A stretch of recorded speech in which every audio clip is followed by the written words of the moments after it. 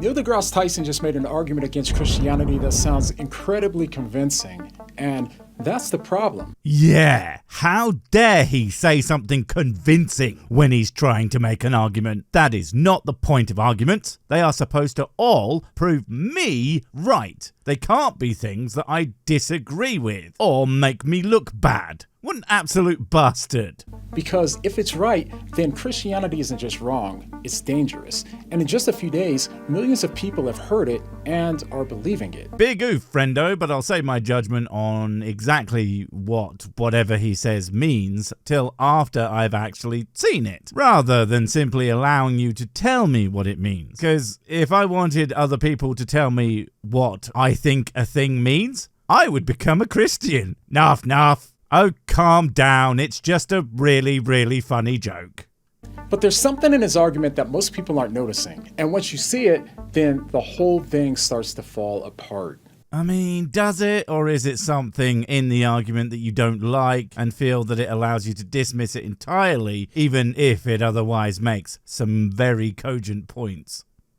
So what makes his argument so dangerous isn't just what he says, it's how he positions himself saying it. He's not coming at Christianity emotionally or defensively. Instead, he's presenting himself as a neutral scientist, just following the evidence where it leads. Oh, it's dangerous, is it, for someone to make an argument unemotionally? Oh, do get over yourself. If anything, that's exactly how we should all strive to come to our conclusions. Not with our precious little fifis, but based on cold rationality. And hell, that's not even me saying that you can't be emotional and correct. Just that it shouldn't be the only source for your conclusion. Get mad about something, sure, but cool off and then really think about it before deciding if it's right or you were just letting your emotions get the best of you. It is a fantastic way to avoid doing or saying some really stupid shit. You should try it. And that framing makes the argument feel like it's above the debate before it even starts. So people aren't allowed to talk straight about something because they're making it sound like it's above the debate. You know, it's ironic that you're accusing him of framing by him just talking a certain way,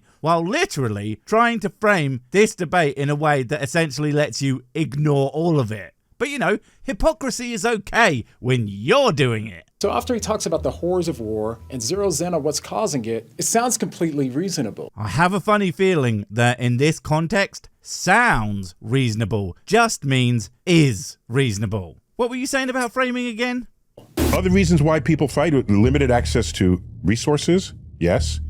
Religion. Again, I come to it as a scientist. If there's a batch of scientists over there who say E doesn't equal MC squared, E equals MC cubed, are we gonna go to war over that? No. I would say, no, let me show you why that is not true. As a scientist, when we disagree with one another, you know what we say to each other? We need more data. Right, so I'm going to have to give old NDT a bit of shit here, because essentially it seems, at least to me, that he's making the point no one ever went to war by doing science correctly, which, well, no shit, thanks Neil. Look, I like Tyson, quite a lot actually, but sometimes he will use a tautology, aka say something patently frickin' obvious, and then kind of sit back and wait for applause. And it's a little annoying to say the least, but you know, it's just who he is and I'm over it at this point. But let's see how Matey twists this all into something just incredibly silly.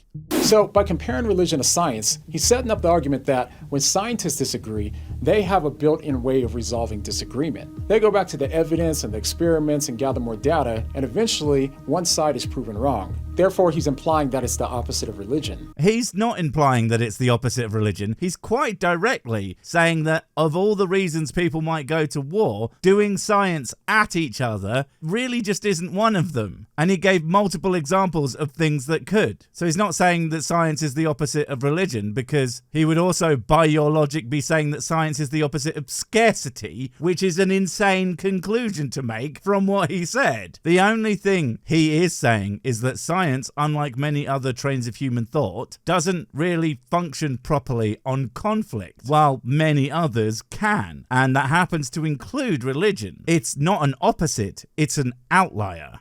But buried inside that comparison is an assumption that he never defends and is also the foundation that everything else rests on, which becomes clear when he turns to religion. It is very, very easy to say, aha, you have an assumption, but you didn't not defend it, I am very clever. But much harder to demonstrate that someone is actually making whatever assumption that you are accusing them of. Like, it's fair to say that you are running on the assumption that the supernatural is a real thing that happens, but it would be very unfair to say that you only argue for God because you're afraid of not existing. Even if that were true, I would still have a heck of a time demonstrating it without an explicit admission.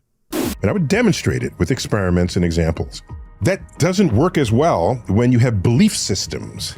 If you come from a belief system, then what you believe doesn't have the evidence that science would normally require to establish what is objectively true. That's why they're called belief systems, because you believe that something is true. Absolutely no problem with that. Unfortunately, I'm pretty sure I know exactly where our new best friend is going with this. Well, actually, just because you do science, you'll still believe things. Likely without recognizing there's a big difference between holding a belief because of whatever thing and holding a justified belief that you can actually demonstrate. And we're already off to a bad start, because the moment he says that, he's making a belief claim. Notice what he's assuming here. He's saying that science is the way that we determine what's objectively true. And at first, that sounds completely reasonable. It not only sounds completely reasonable, it is completely reasonable. I told you, science does demonstrate things that are objectively true. It's what it's for. It's a method that allows us to discern how reality works as best as we can with the currently available data. And it does so successfully because we can use the things we discover using it to make things that work, such as the very computer, camera, and microphone that you're using to almost certainly argue that it's just a belief, just like religion. But I ask you this, show me the rocket built using the Bible, and I'll show you a rocket that won't even be good enough to explode spectacularly before it takes off.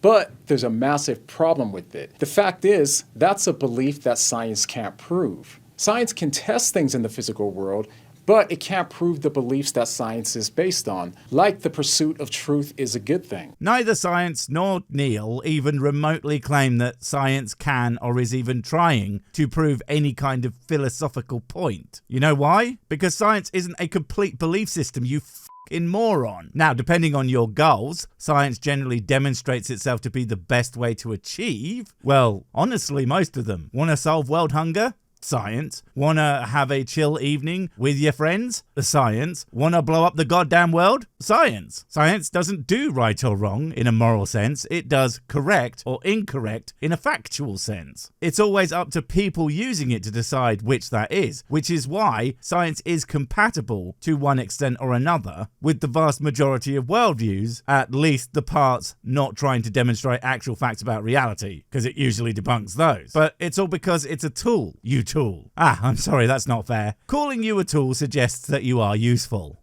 That's a belief about science itself, not something that you can test in an experiment. And this is where things really start to break, because by his own standard, his argument depends on the very thing that he says is the problem. I honestly think the whole "is it good" shit is just a philosophical trap rather than an earnest attempt to actually say anything. Because the thing is, you can prove that the pursuit of knowledge has value and utility, because it absolutely does. Again, we make things with it, and those things can and do improve the world every day. But it can also make things that hurt people, which it of course does every day. But neither of those states change the fact that things were made. And again, no one, not Neil nor anyone else who understands what science is and what it is for, expect science to tell you whether or not it would be a good thing to stick your dick in the Large Hadron Collider. But there's only one way to find out, and it ain't the Bible. I already stuck my dick in that. Paper cuts are bad. Okay, but here's where his argument starts to get dark. Now, you may believe it so strongly that you know it's true, but that's an internal emotion that you carry. Belief systems are such that it may be true for you, but it's not really true for other people unless you convince them of it. And since it's based on belief, rational arguments tend to not work you need methods of coercion or force. Ultimately, threat of violence, perhaps even threat of death. Okay, I'll agree with you there. That is pretty dark. But his point isn't strictly wrong. Again, if you are using science to find an answer, you keep doing it till you get an answer. You can disagree with the answer, but then you're probably not doing science. That's the point. That's why it works. If you do it right, everyone comes to the same conclusion. But with almost everything else, there's not really any way two people can come to the same conclusion other than being convinced of it. And if you do come to loggerheads, if it's an important enough conclusion, there's a real chance, as has happened throughout history, that the only way to convince the other side is actually to make them not exist at all. Then you get to be right because there's no one left to disagree with you. It's happened more times than we will ever know, wiping out countless ideologies for better and for worse. But science itself can and would likely be reinvented, probably under a different name, but still.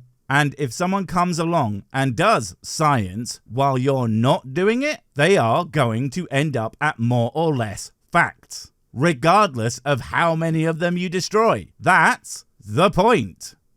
And now his claims are even stronger. He's saying belief systems can't spread through reason alone, so eventually they resort to coercion, force, and violence.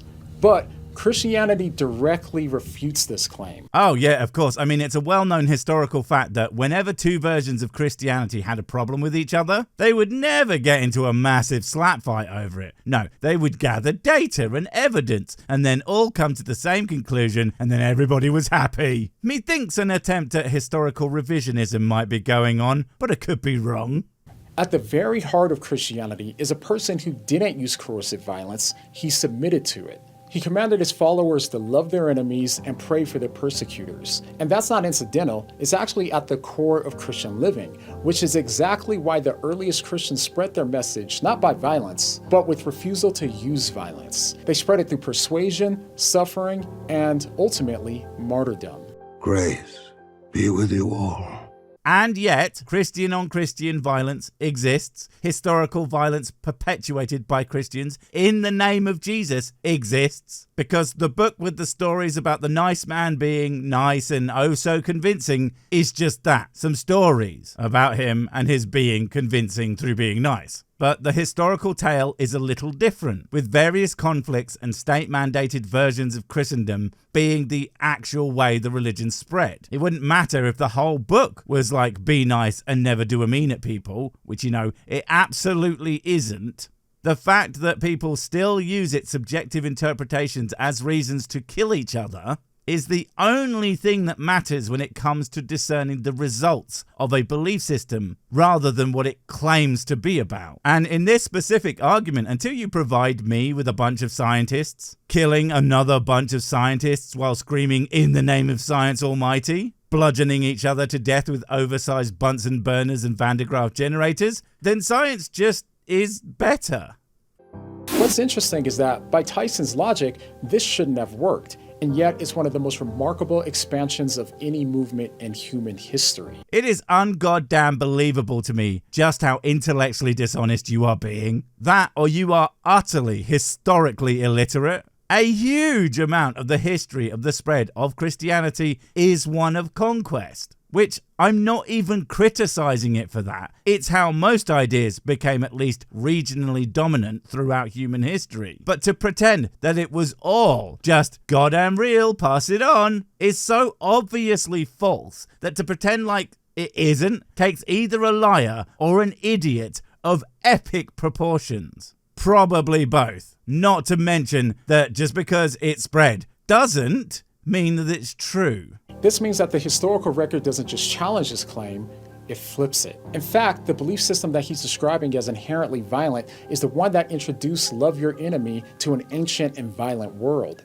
You guys just love to pretend that the teachings of the Bible were utterly unique, and it's simply not true. The existence of anti-hate, pro-love concepts are far older than the supposed existence of Jesus McGoddington, when such ideas are present in ancient philosophies the world over, and likely existed well before them even, as ideologies are generally very iterative. No set of ideas springs out of nothing fully formed, and they simply never have.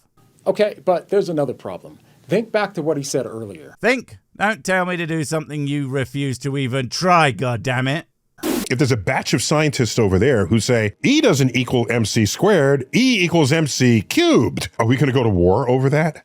No. And the implication is clear. Scientific thinking can reduce violent wars because it resolves disagreement rationally. Now, that might sound convincing on the surface until we consider the fact that some of the most destructive ideologies in the modern world didn't come from religious beliefs at all. In fact, ironically, they came from movements that claim to be grounded in science. And your argument seems convincing if your brain has fallen out of your head and somehow ended up your asshole. So the only sound you hear is that because it refutes itself. While I don't think he's trying to claim that science is somehow going to stop people going to war, as you imply, but even if he was, he would be talking about actual scientific thinking, functional scientific thinking. And you've given the game away, likely as an unintentional attempt to avoid the obvious counter to whatever examples you come up with, but that wasn't science, by saying claimed. You can claim to be anything, but if your actions show elsewise, then you're simply not that thing. Just like claiming ancient Christians were all tree-hugging hippies that all came together in a never-ending kumbaya, is refuted by the fact that they absolutely did not.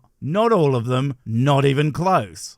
Movements like scientific racism, eugenics, communist scientific materialism, and even Nazi radical theory was presented as biology. Presented? Sure. Actually science/biology? Absolutely not. Those are all prime examples of pseudoscience. That is to say, things that pretend to be science, that put on the outfit that looks like science, but on closer inspection turns out to be a lab coat made out of bog roll and goggles made of friggin' bullshit. Real science, you know, the thing that Neil deGrasse Tyson is advocating for, stands up to scrutiny. That's the point. People pretending to be using science are exactly one of the many things that he is arguing against. Pretending to be science is in fact a thing that many Christians do with their Christianity. Not that you will bring that up. No. Why would you? It's too inconvenient. Now, of course, you can argue that these were a misuse of science, but that's precisely the point. You could definitely argue that if you were an utter moron who knows nothing about science. Because again, they weren't at all. To call it a misuse is ironically a misuse of science.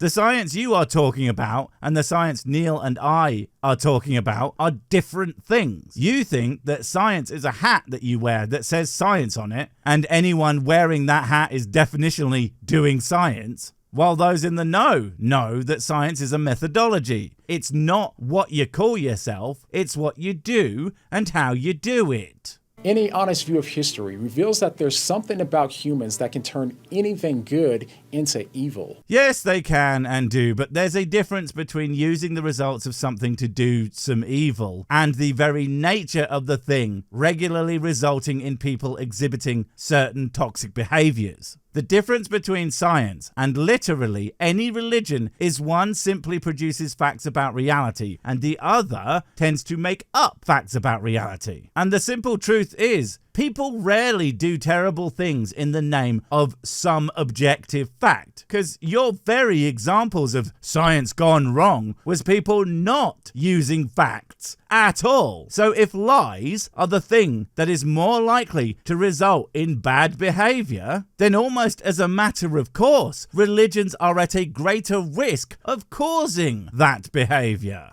Which is, interestingly, something that Neil seems to start his video by acknowledging. Oh, I'm sure he does, but at this point it hardly matters, as you seem to be utterly incapable of understanding a single point the man says. So, frankly, I'm done.